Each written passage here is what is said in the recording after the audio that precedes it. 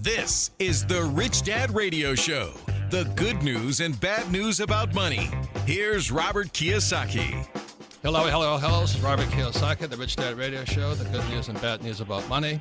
Today, I'm very excited about a very special guest, possibly one of the more important futurists of our time today. And then we really do need some people that can look into the future. And his name is Jim Rickards. We've interviewed him before, and it was on The Road to Ruin, the Global Elite Secret Plan for the Next Financial Crisis, which I read.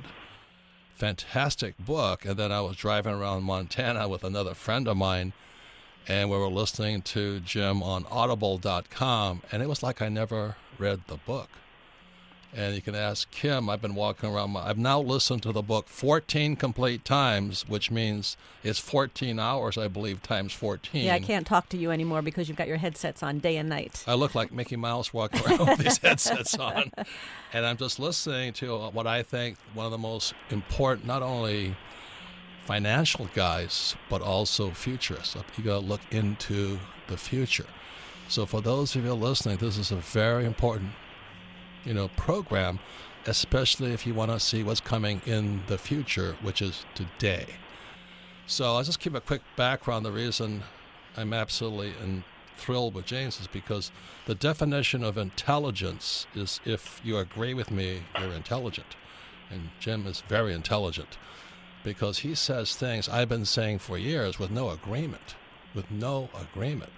Stuff like quit your job, get your 401k out of there. You're trapped in this little box. You're about to get hammered. And, Wall Street doesn't like my message. So anyway, I'm very happy to have James Rickards here. And where my whole education began, I was flying off a carrier in Vietnam for the U.S. Marine Corps.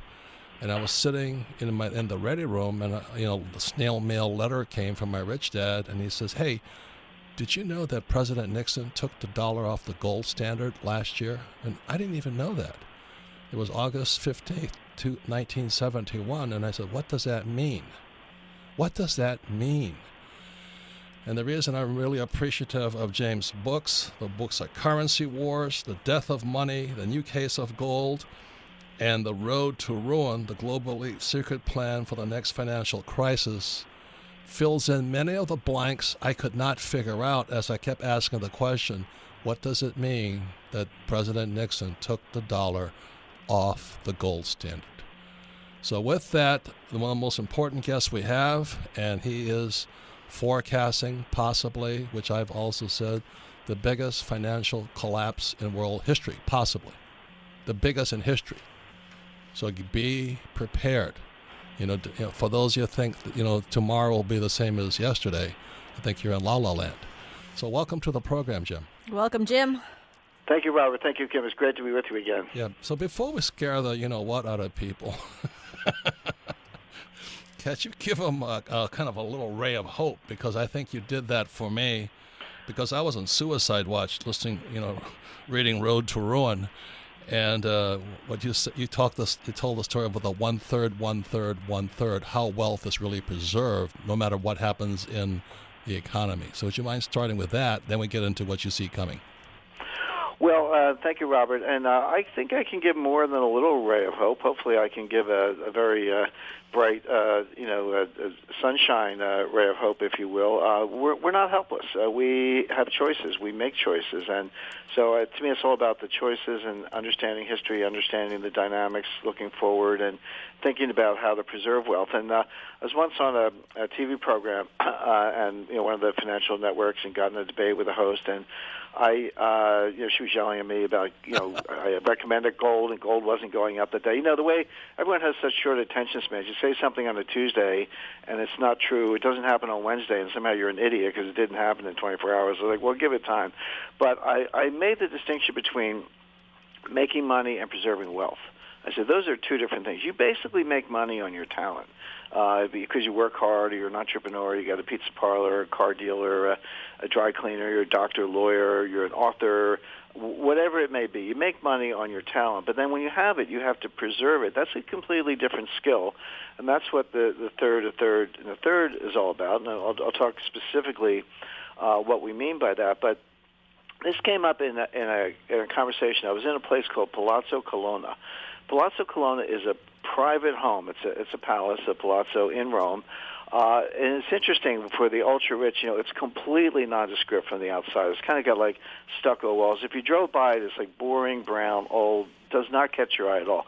But, man, you go through the gates and you get inside into the courtyard and the galleries and the museums and the marble floors and the gold pillars and everything. You've never seen anything like it, and it's an unimaginably rich environment, priceless art, et cetera. But the point is, this palazzo has been in the Colonna family since the 13th century.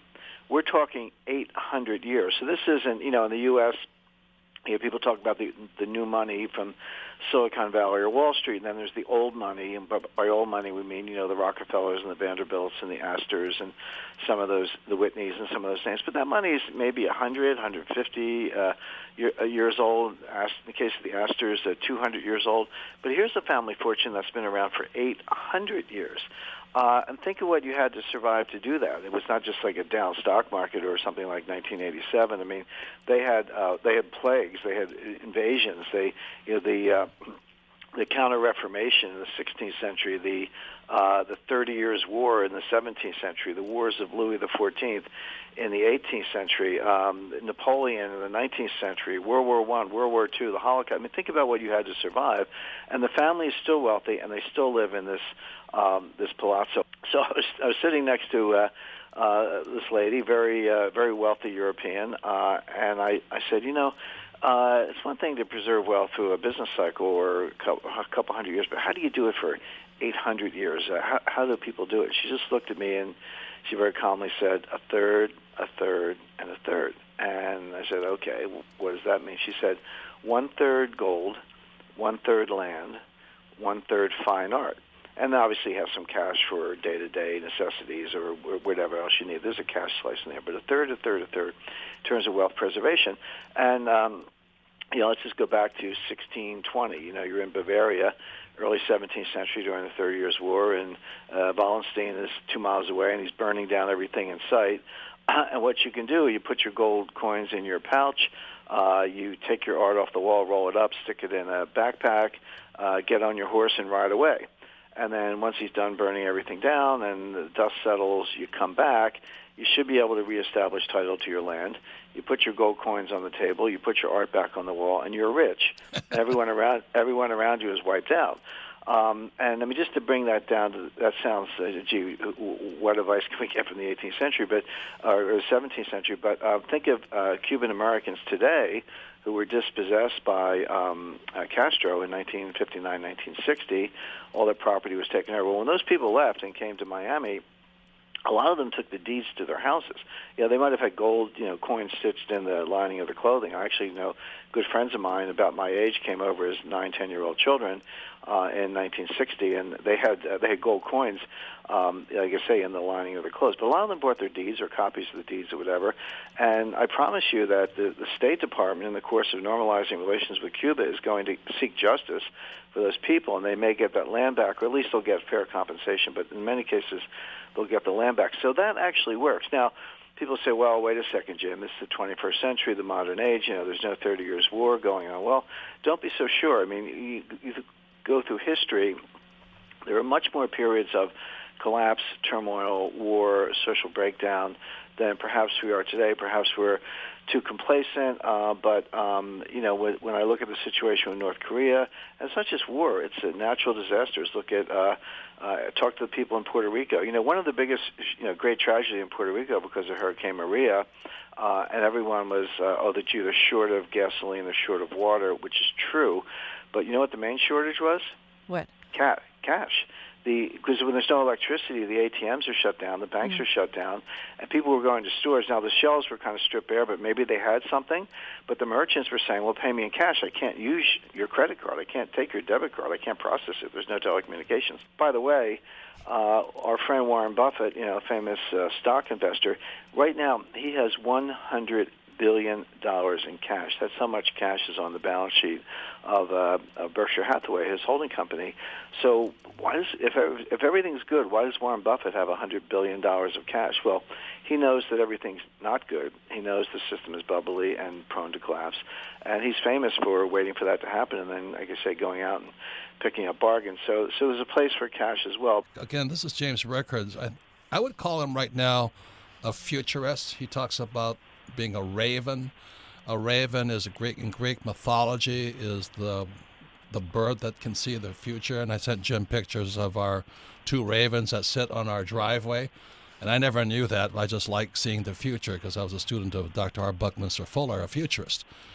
And he was the one that warned me about this time today. And what you say and what Fuller says and what we're seeing coming is what Fuller says we're going into one of the biggest transformations in world history, not just U.S. history. But in the meantime, everything might come apart. So that's why this James Rickards, he's a New York Times bestselling author and economist, The Road to Ruin, The Global Elite Secret Plan for the Next Financial Crisis.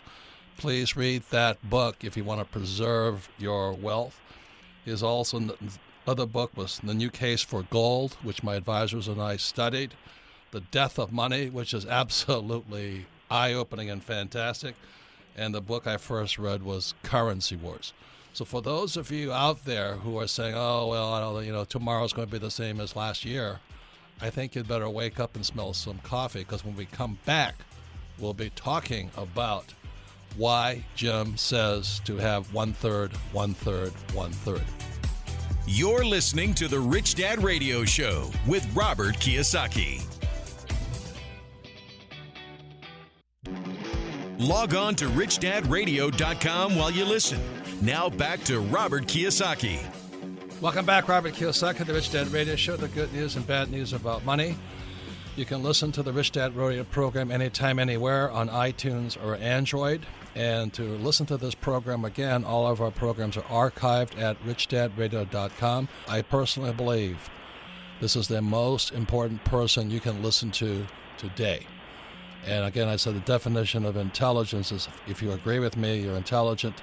And Kim will verify everything Jim has been saying, I've been saying is coming also.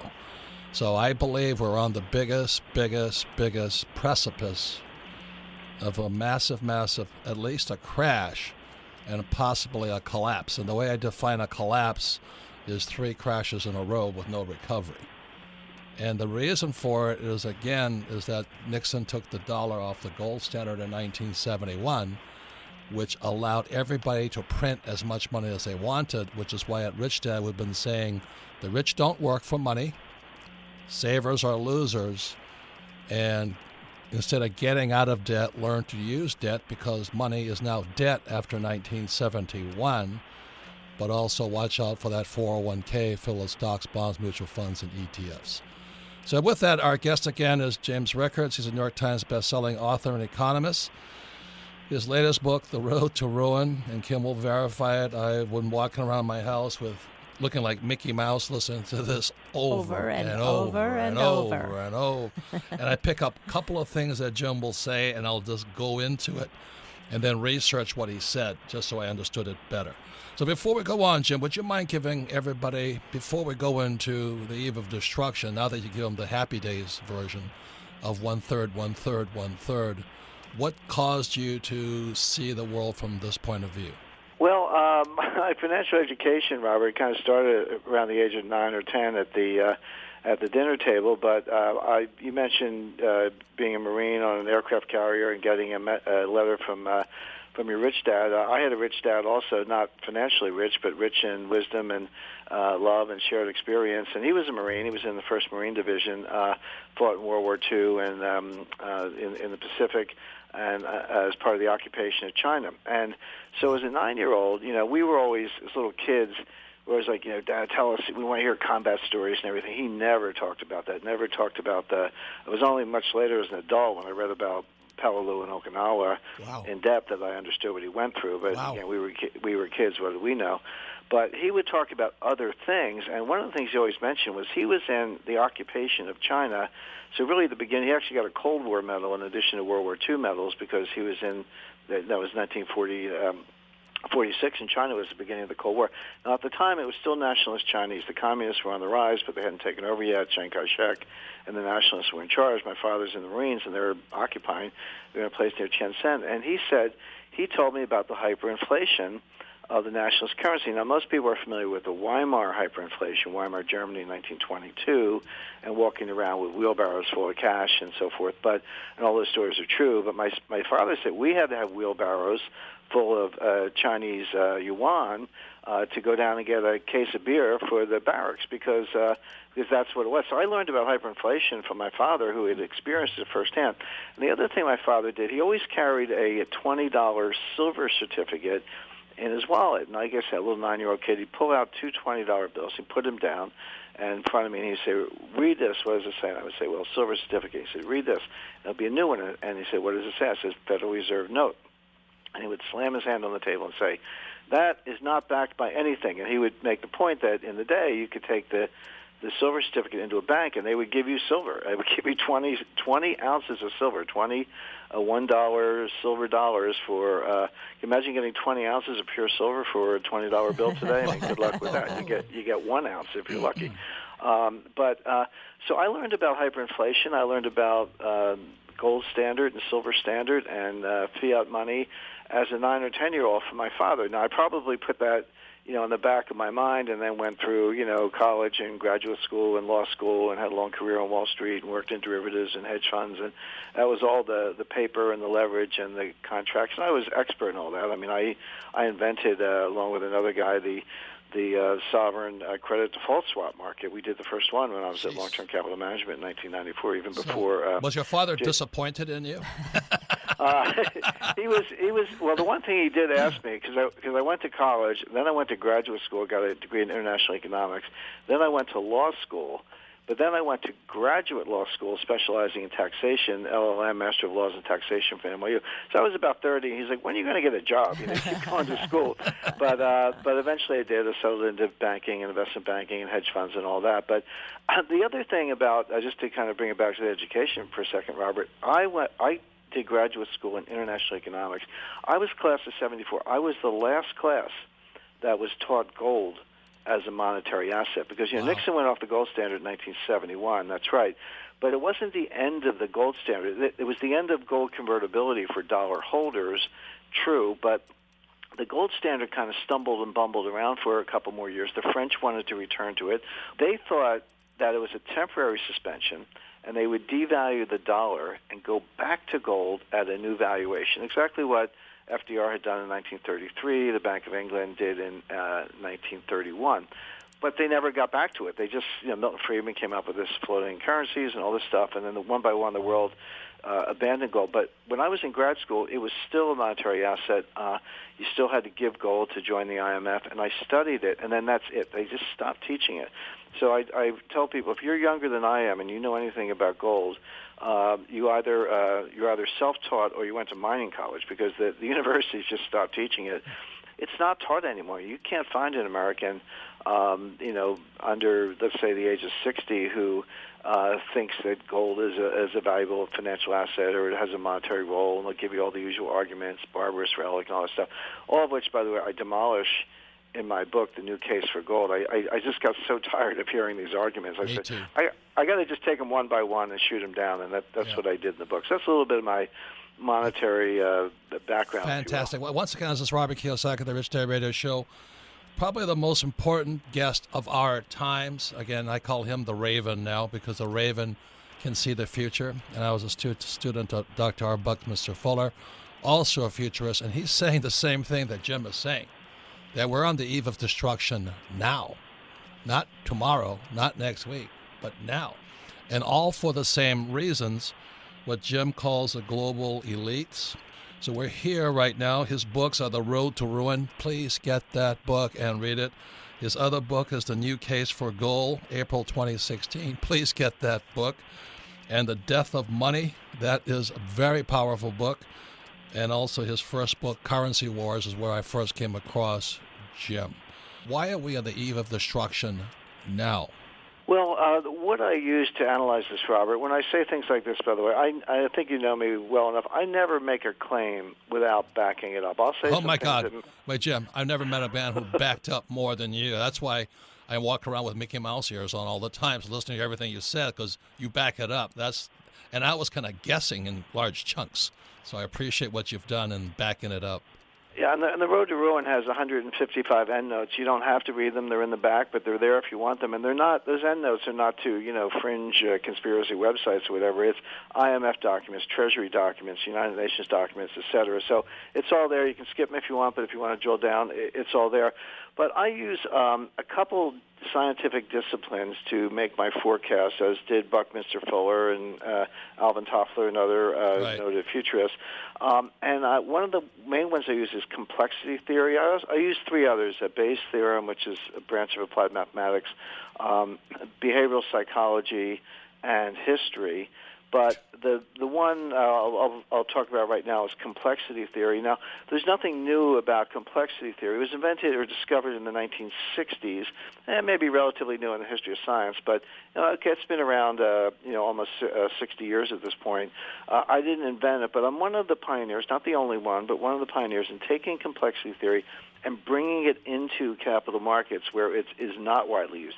It's used in earthquake science, forest fire management, cosmology, many other fields. But you also talk about you work with the CIA because they have to use it because they can't depend upon the past. They have to be able to see the future. Is that correct? Correct. I was tapped by the CIA to come in and help them after 9/11 because there was, I think it's well known, I talk about this in my book, The Death of Money, there was insider trading ahead of 9/11. Clearly, there was a large group that knew about the attack, in addition to just the terrorist attackers themselves. And the last two trading days before 9/11, in buying put options, and when you buy a put option, it's a bet that the stock's going to go down. The volume of put options on American Airlines and United Airlines was 286 times the average daily volume in those stocks. So it's like a guy who orders a tuna sandwich every day for lunch, and then one day he orders 286 tuna sandwiches. You know that something's up, right? That's not the normal lunch order. Can I just interrupt? What when you say they? Who's they? You said people that had insider trading. It's a good question, Tim. Kim. It's a good question, Kim. It's these are terrorist associates. So look, nobody works in isolation. Because when I first started bringing this up at the CIA, I encountered a lot of skepticism. They said, "Oh well, they would never compromise operational security by trading stocks ahead of the attack." I said, "Wait a second. Nobody's saying that Mohammed Atta stopped off at Charles Schwab on his way to Logan Airport to hijack a plane. That didn't happen. But everybody has a mother, father, sister, brother. You have a who wants driver, to make a few dollars. A safe house operator. Exactly. And people cannot, there's something about human nature that cannot resist the sure thing. So the attack was known in the social network of the terrorists, and that's documented in the 9/11 Commission report, which I read cover to cover, including the endnotes. And then they say, well, nobody would do that. And I say, I have a two-word answer for that. Martha Stewart. Martha Stewart was a legitimate billionaire. Martha Stewart made $1 billion legitimately through hard work, and then she ended up behind bars on a $100,000 stock trade. So on a tip from Sam Waxel, right? I mean, give me a break here. Exactly. So what better evidence? What drove her to do that? Yeah. Yeah, and you're she a goes billionaire. to jail. So why would you go to jail for $100,000 when you're a billionaire? The answer is because people can't resist the sure thing, and that's what leads people to do it. And a $5,000 option trade with 10-to-1 leverage, you can make $50,000. That's a lot of money to a safe house operator or a cook. But and people say, well, why was it 286 times average daily volume? That's a big number. And the SEC and the FBI never got to the bottom of it, or at least they never admitted it in the 9/11 Commission report. And the answer is something which I identified. I call it signal amplification. So the terrorist is going to do like a 5,000 share lot or whatever. Okay, but the specialist sees the order. So the market's up, airlines are up, the sector's up, but somebody's buying puts.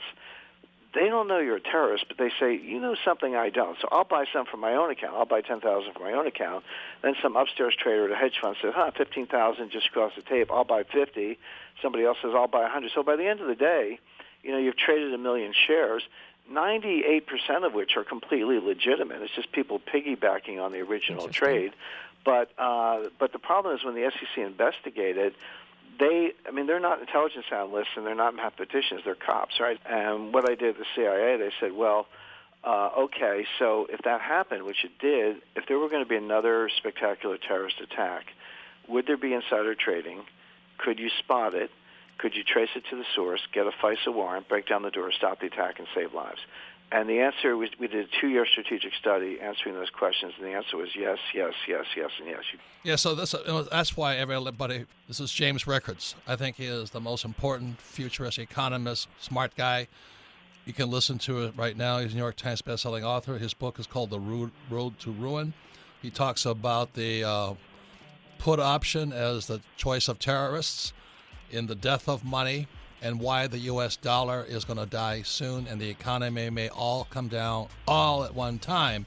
And we'll find out why that's going to happen. Hopefully it won't happen, but why we're on the eve of destruction right now. We'll be right back.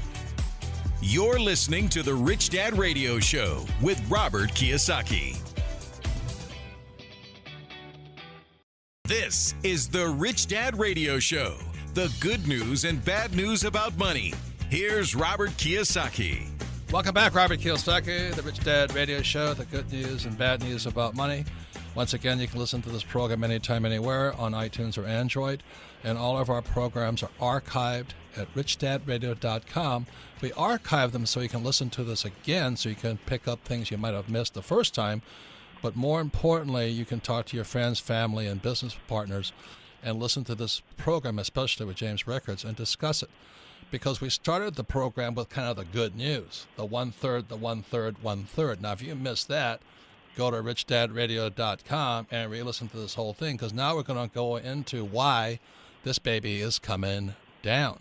And back in 1999, I started writing a book called Rich Dad's Prophecy, and I was calling for the crash to hit on 2016.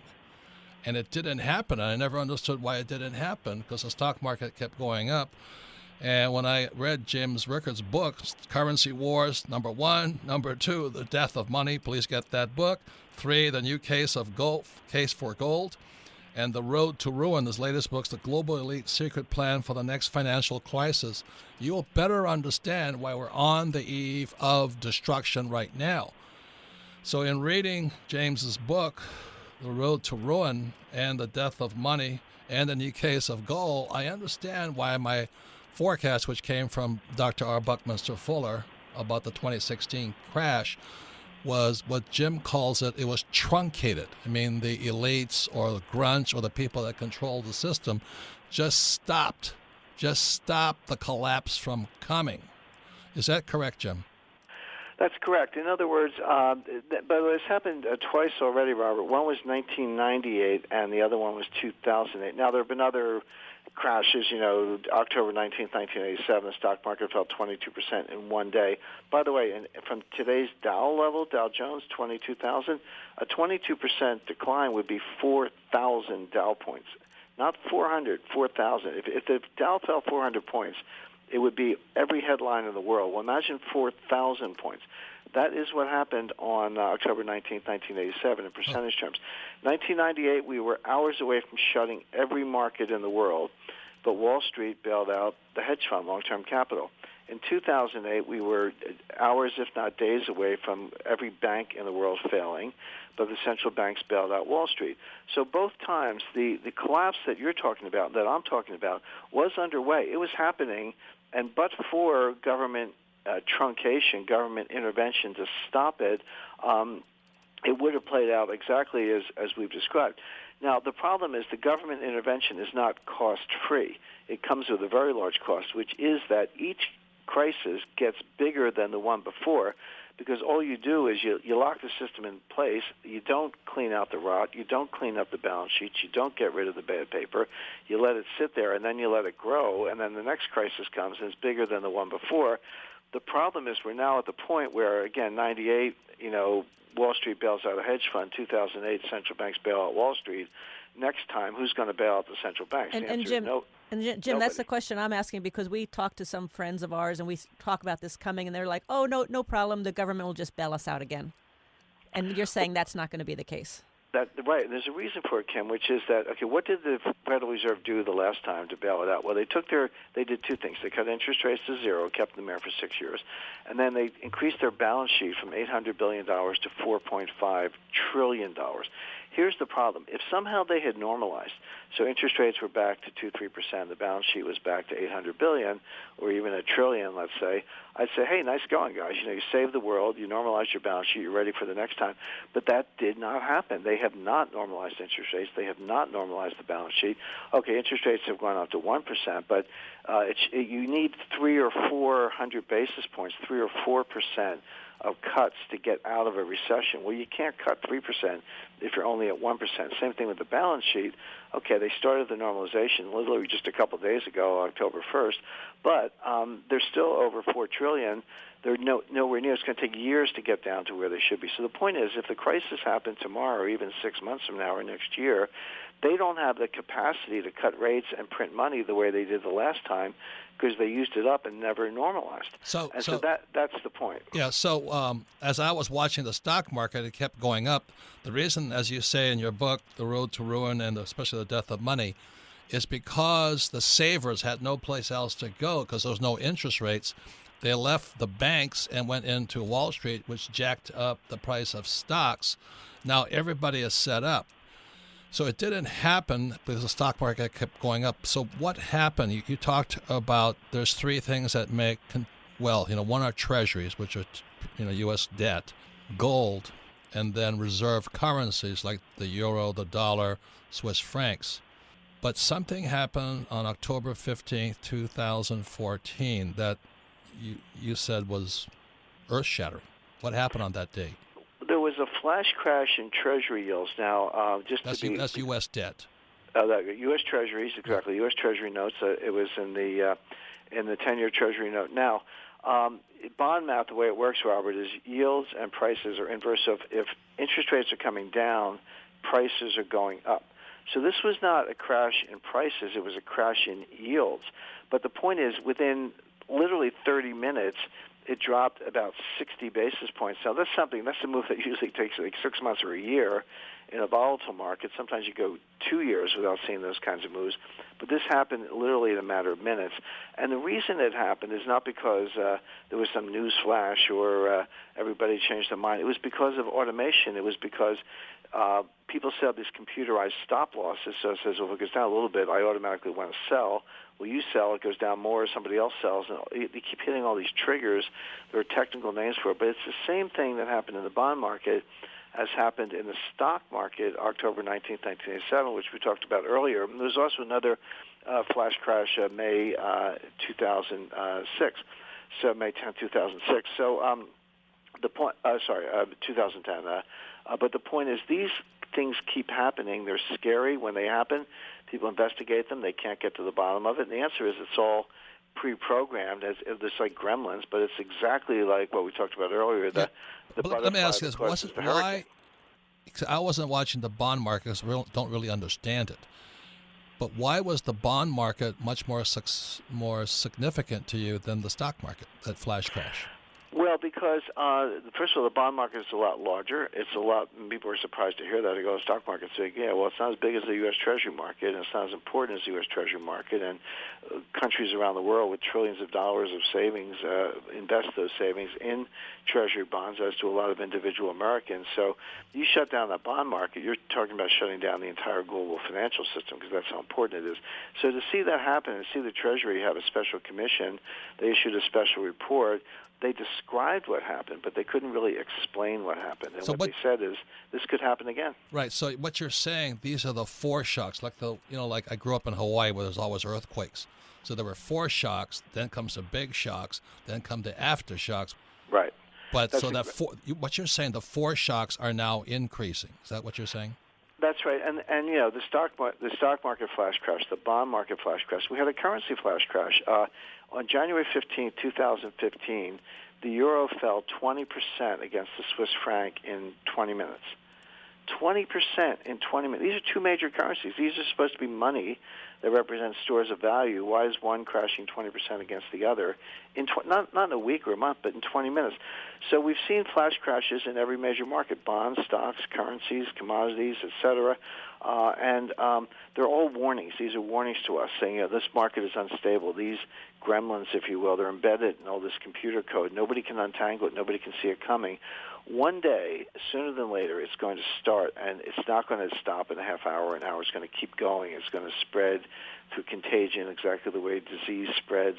It's going to grow exponentially, and it's going to spin out of control in ways that central banks can't stop. So my question for investors is, are you prepared for that? Right, and that's what we're at Rich Dad. I mean, not to ride your coattail, but that's what we've been saying for years and years, which is why I wrote Rich Dad's Prophecy. But I thought it was at the stock market. The question is this, which you answered for me in the book, is why do people keep doing it? Why do the rich have to keep doing this at the expense of all the other people? And you call it parasitic. That is correct. And, you go to Wall Street or the central banks for that matter, or academia, and say, well, how do you measure risk? And they'll tell you that we have these, what they call value at risk. We assume risk is normally distributed. That's the famous bell curve. We use regret. They have all this science, right? Well, I've studied it all. I understand it. I understand the math. And it's junk science, meaning it all works internally, but it does not describe the real world. It's not an actual reflection of risk. It's just a self-contained model, a closed model. Now, here's the point, and I use different models, and we talked about those, but my point is, well, what's the matter with these people? Are they dumb? Well, no, they're not dumb. They've got like 160 IQs. I know a lot of them. Are they stupid? No. The point is, they actually know this doesn't work, but they have no interest in fixing it because they make money out of it. If you had a proper measure of risk, you would never do what they're doing. So what they do is they say, let's have a flawed measure of risk that allows us to take a lot more leverage, make bigger bets, make more money. We personally will get paid bonuses. We'll take our money and go buy, they're not investing in the stock market. They're buying yachts and houses on Nantucket and real estate and gold. Every billionaire I know in Greenwich has got gold. I mean, they won't talk about it publicly, but they're buying physical gold. They're relying on the suckers to, kind of load up your 401ks with stocks, et cetera. And so the point being, whether they actually know what works or not, they know that what they have doesn't work, but they stick with it because they personally make money. That's parasitic behavior. I have no problem with Bill Gates being worth $50 billion because he created value. He created more value than he took out of the system. But our bankers on Wall Street, they don't create value. They destroy value, but they still suck you dry. So they're not creators. They're parasites. So Kim and I have been taking evasive action today. We have tons of gold because we've been sort of we don't save dollars, we save gold. We have no stocks. We're not in 401ks or anything. But also you warned us about banks. What is your warning about saving money in banks? Well, the problem with banks, look, to some extent, you're kind of, if you have cash at all, I mean, unless, if you can pile up physical currency, but then, you'll get even if you're a totally honest, law-abiding, tax-paying citizen, they'll still report you to the Treasury on a currency transaction report, et cetera. People think they can get their cash out of the banks, but just try it. You'll get the... We have tried. It's hard to get. It's hard to get your money out. You'll get the hairy eyeball from the tower. They'll say, come back tomorrow, et cetera. So you end up having some of your cash in the banks, but keep it under the insured amount, which is $250,000 per account. You can open multiple accounts if you have more than that at different banks. But what I do is, I keep enough cash for, whatever I need, pay your taxes and pay your bills and take a trip or whatever. But then I'll put it in, whether it's real estate, gold, silver, fine art, all the things I talk about, I actually do. I own stocks, but they're not publicly traded stocks. I own private equity, startup companies, tech companies where I know the owner. I have a paper contract. I'm not relying on some digital, depository trust company or whatever. So there's room for entrepreneurship and stock investing, but I invest in private companies because they're the ones I know. Which is one thing you also said was something about anything that was digital or crypto and all that stuff. You want something that's, as that woman said in Kelowna, things that last. Correct. And that's where, again, if I buy if you buy private equity, you actually have a paper contract. I can get on my bicycle and go see the owner. I don't need electricity or transportation or bank payment system to track my investment. Right. And what about fake gold? That's the thing. I've been talking to people for years. There's real gold and fake gold. Yeah, well, I buy American Gold Eagles. They're from the U.S. Mint. I have a reputable dealer. So you do have to take precautions, but let's put it this way: I would not buy a kilogram bar on eBay. What about GLD, a gold ETF? Well, I don't buy any paper gold. That's a gold ETF. Look, here's the problem with paper gold, Robert. When you most want it, when the price is screaming, it's going up the way I've described, and you most want your gold, you're going to find that all those paper contracts are being terminated, and they'll send you a check. They won't steal your money, but they'll send you a check for yesterday's closing price. And you'll say, wait a second, I want today's price. I want tomorrow's price. That's why I bought it. They'll say, too bad, because they don't have the physical gold to back it up. Which is kind of what the fractional reserve system is that they can sell you stuff they don't even have. That's exactly right. And how much leverage is there, you think, on gold? I mean, if there's 1 ounce of gold, how much? Well, it's easily 100 to 1. When you take what are called unallocated gold forward contracts from London Bullion Market Association banks, they're the big gold dealers, Goldman Sachs and Citibank and a few HSBC and a few others, plus the gold futures contracts on the COMEX, part of the Chicago Mercantile Exchange, plus gold options, gold ETFs, etc. And you say, okay, how much physical gold is there to back up all that paper gold? The answer is it's probably leveraged 100 to 1. Wow. And it's declining, isn't it? And the amount of gold that they can leverage off of real gold is disappearing. Yeah, I got back from I was in Switzerland recently, and I meet when I go to Switzerland, I don't talk to the bankers. I talk to people who handle physical gold, so refiners. And what they tell me is that customers are taking their gold out of the banks, so UBS and Credit Suisse and Deutsche Bank, and they're moving it over to Loomis and Brinks. Now you say, so you take a gold bar from here and you put it over there.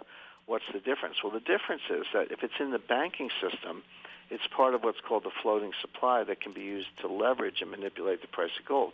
But if you put it in a private vault, it's no longer in the floating supply. It's still gold. It's your gold.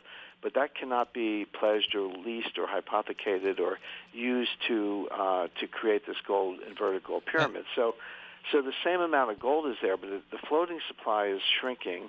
The private supply is growing, which means you have more and more paper gold on less and less physical gold. So this inverted pyramid is getting more unstable. It's going to tip over.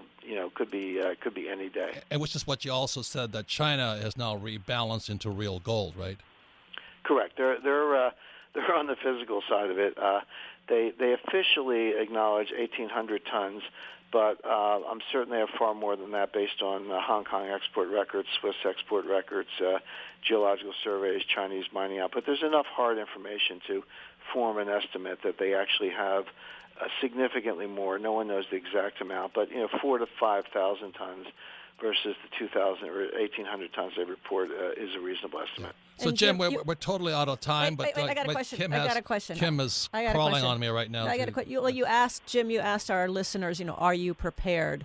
So what if they're not?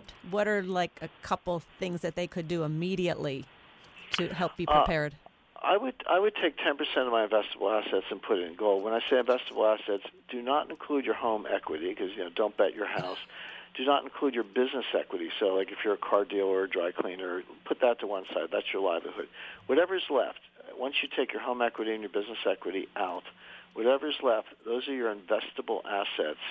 Take 10% of that, put it in physical gold, put it in a safe place, not a bank, and that will serve you well. Perfect. So, Jim, I really, really, really, really appreciate your diligence and your professionalism and your filling in the blanks for us. So if I could be so bold to ask you to come back again, would that be possible? I would love to, Robert. Always a pleasure to be with you and Kim. Yeah, it's fantastic because you fill in so many of the blanks that I was guessing at. So anyway, thank you, Jim. And thank you, Jim. Until the next time. Thank you. Excellent. Thank you. Thanks so much. So we'll come back. We're going to the most popular part of our program, which is Ask Robert. You're listening to The Rich Dad Radio Show with Robert Kiyosaki.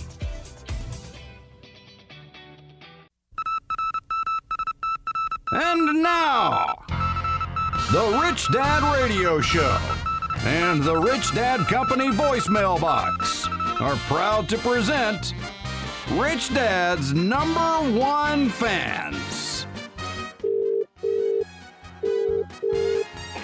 You so you Rich Dad's #1 fans.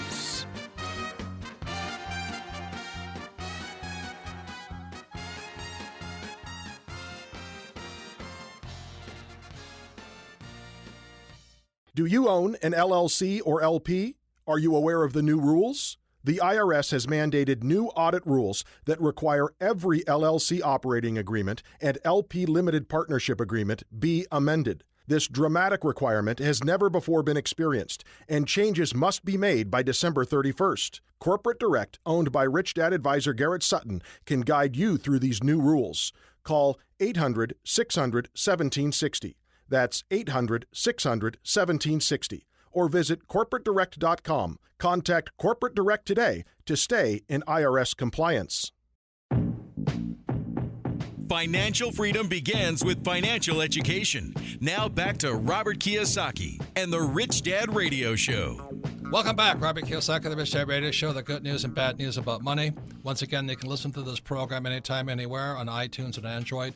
And all of our programs are archived at richdadradio.com so that you can listen to this program again, because there was a load of information on there. Once again, thanks to James Rickards. He's a New York Times bestselling author. Please get his books, read them and study them. The Road to Ruin, The Global Elite's Secret Plan for the Next Financial Crisis, The New Case for Gold, The Death of Money, and Currency Wars. His website is jamesrickardsproject.com.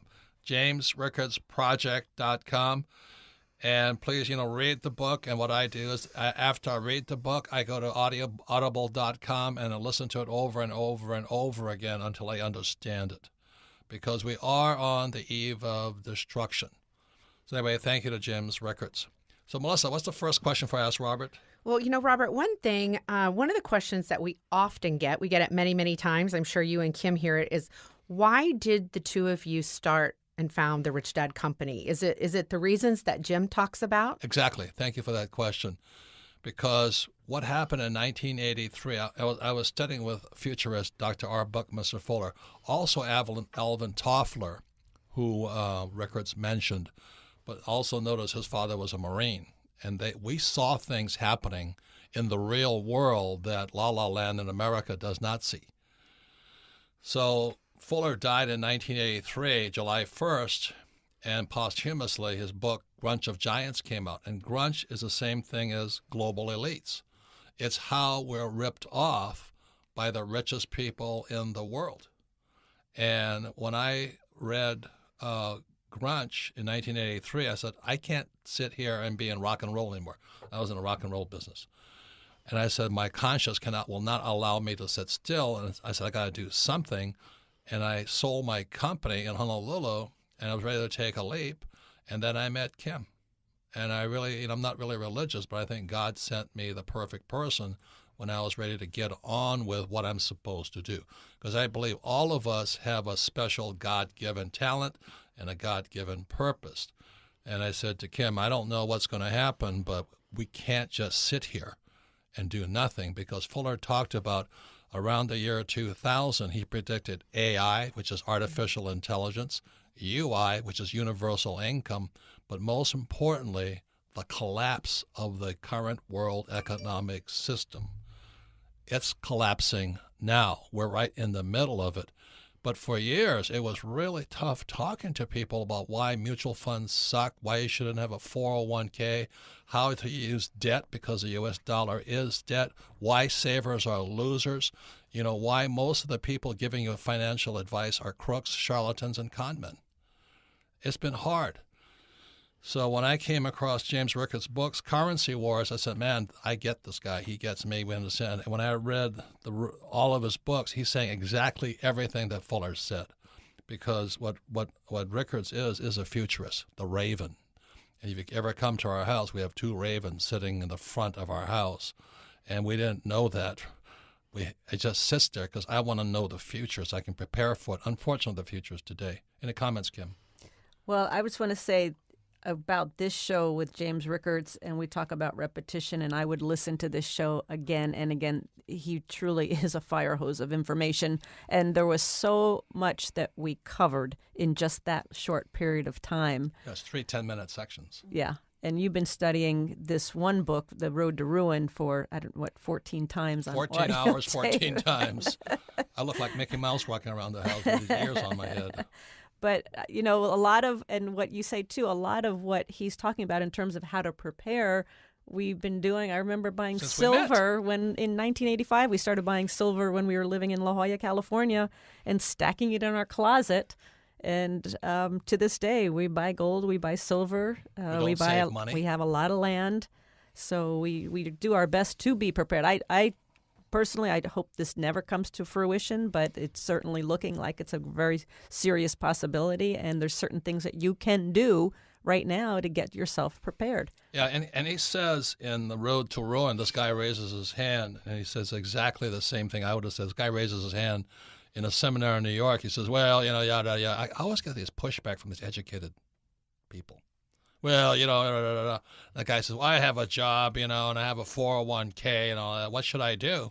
And Rickard says, quit your job. Get out now. And the thing I loved about The Road to Ruin, he always talks about from, I think it's Vonnegut, Cat's Cradle or something. Nice, so very nice. All these different people trapped in the same device. And when you look at the cash flow game, that's the rat race. All these highly educated people who went to school and all that, they drank the Kool-Aid, they have job security, they're saving money, they have a 401k, they're getting out of debt and listening to other people, I won't mention the names. Those are the people Rickards is saying, nice, so very nice. All these different people trapped in the same device. That's the shrinking middle class. They're getting hammered right now, but they're hanging on to this illusion or belief that they're highly educated, and that's the trap. And James said, people have such a short attention span, and the silly argument that people give about gold and silver, and I'm not going to buy silver went down yesterday. Why should I buy it? Or gold went down yesterday, and over the year it's not doing very well, and it's not making a lot of money, and there's not a lot of upside, and that's not what we're talking about. We're not talking about this short-term thinking. FYI is that I was trying to buy my first piece of gold in 1972 in Vietnam behind enemy lines. It was unsuccessful. But anyway, my first piece of gold was less than $100. I still have that piece of gold. Today we're at $1,500. Meanwhile, the dollar has shrunk by 95%. So all you savers out there, wake up. You're the biggest losers on planet Earth because what Rickards is saying is what the government is doing right now with the elites is they need to destroy the dollar. In other words, they need to make the value of the dollar come down so far so they can pay off approximately $1.2 quadrillion in global debt. So they're going to destroy the dollar while you're still going to the bank saving a little pittance there. Look, savers are losers. The moment you can understand that, that's what my book Second Chance was about. If you can wake up and smell the coffee there, when you see it by saving money, and Rich Dad's lesson number 1 is the rich don't work for money. And I use debt to get rich, which is why the rich are getting richer. I use a team, which is more important than money. This is what the Rich Dad Company was founded for, was this time. It began in 1983 and met Kim in 1984. We practice what we preach. So I thank you all wondering why we formed this company. We don't sell real estate and we don't sell stocks, bonds, and mutual funds. So you can submit your questions once more to AskRobert@RichDadRadio.com. Great thanks to James Rickards. Please get his books, and thank you for listening.